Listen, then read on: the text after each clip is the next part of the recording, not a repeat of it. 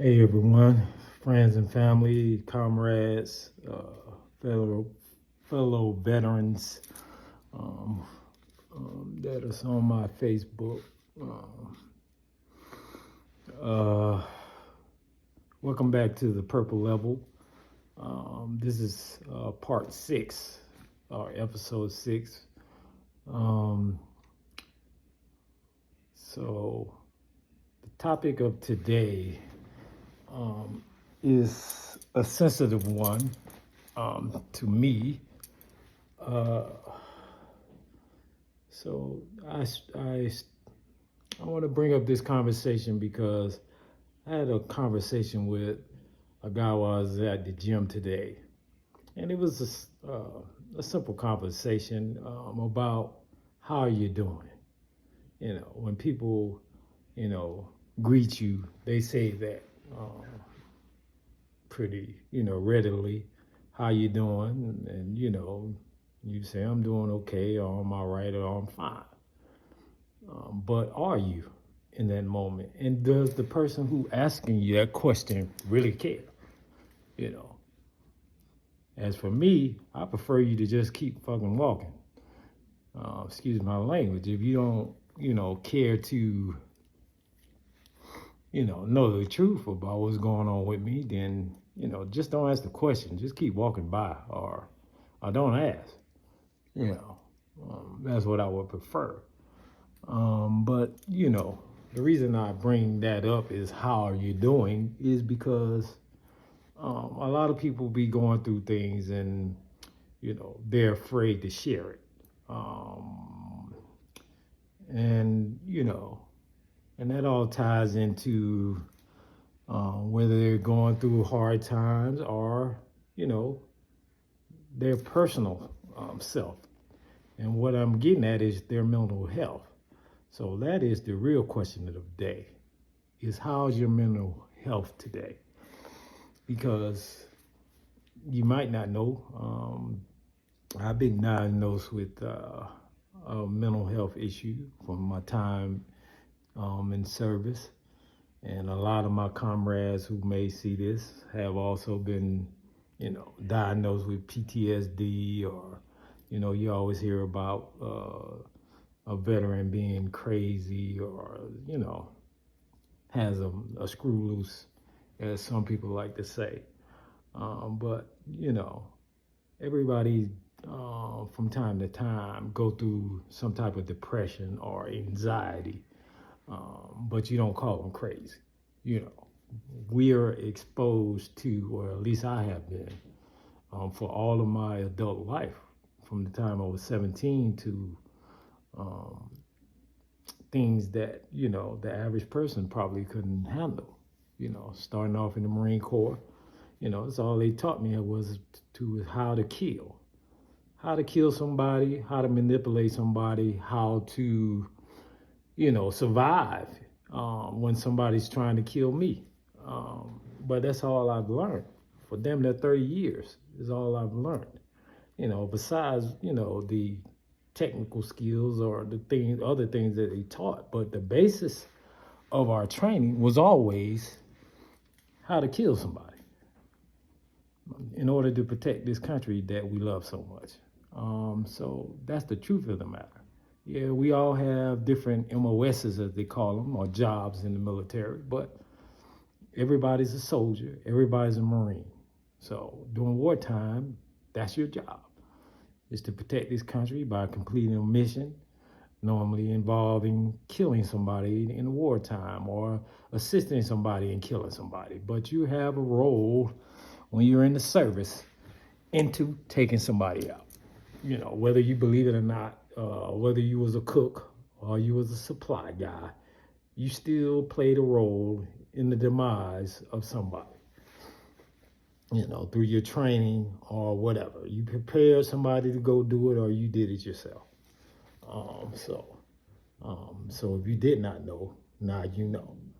So, but the reason I asked that question is because I was diagnosed with a mental issue, which is, I give you bipolar and a touch of PTSD.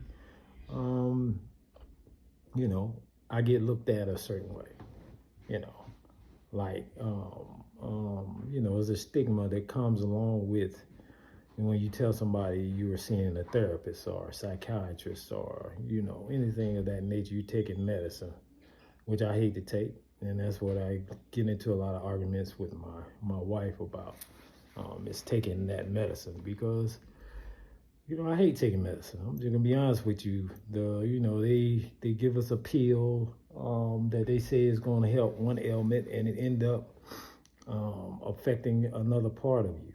You know what I'm saying? Or it can kill you. We don't know. They don't know what these particular pharmaceuticals are doing to our bodies long term. So you're curing one thing, or you're assisting because you're not curing shit. Excuse my language again, but you're not curing anything. So you just putting a band-aid on it. So your mental health is, affected by your environment or the situations that life puts you in. People get depressed because of a situation, a loss of a loved one, or a loss of a job, or they feeling like they're not following their dreams, like we've been discussing. They're not in their purpose, and so you think that that you're alone in some cases, and some people may even consider taking their own lives, and they have, or they'll go and mentally go shoot up a school or a movie theater or whatever have you, because they feel that they're outcast and something in their brain is off, and so they only see the moment that they're in. They don't see, the lives that they're affecting. They're numb to it. So the next time that you ask somebody how they're doing, or how's it going, or however you greet them, be sincere about it, and then really check on that person. Allow them to answer that, sincerely to you. If you really want to know what's going on with them, especially if it's a friend or a loved one, we're going to do the greeting of the day, but, every now and then, my advice to you is to check on your friend for real, because it may not be a mental thing. It may be something else that you could possibly help, but they're so stuck in their own situation that they can't see the light, but you can bring the light to that person. So that's the only thing I want to do, is talk about that. I have no shame or disdain for the situation that I find myself in. Like I said, I've been in a situation where I've had to learn to shoot and kill people for a living, and, we make choices in life. My choice was made in order to, first of all, when I went into the Marine Corps, my parents couldn't afford it for me to go to college. So it was a way, and my father had just died of cancer in the hospital. So I was going down a bad path. So, I was going to either be the neighborhood drug lord, or I was going to go try to go to the service and make something of myself by being able to go to college and maybe even see the world at the time. There wasn't a war going on at the time, but of course, the war broke out about a year and a half in. But Desert Storm happened. But that was my initial reason for going into the military. Like most of young people, who join the military, they're looking for a way to, start a career or whatever it may be. Most of them say they go into the military for college because their parents can't afford to go. Military will provide you an opportunity to go to college, through the GI Bill. But, a lot of times you either take advantage of it or you don't, through TA or however you try to do it. But that was my original reason. And then I joined the Georgia National Guard, as a supplement to my family. I was working at Pepsi Cola, and in order to garner some of them health benefits. My kids was very young, they toddlers, so I was just trying to, get a little extra to support my family. And then, of course, the Army, I joined. I happened to was working at U.S. Foods, and I was a manager, and the first, I was the first one in. I mean, the last one in, first one out, and they did some layoffs, and I found myself having to go back active duty. So it was a purpose behind it. I went in to support my young children. I would gladly put my life on the line for them and my wife. So, it didn't bother me. My life as a black man anyway is in danger when I walk out the damn door.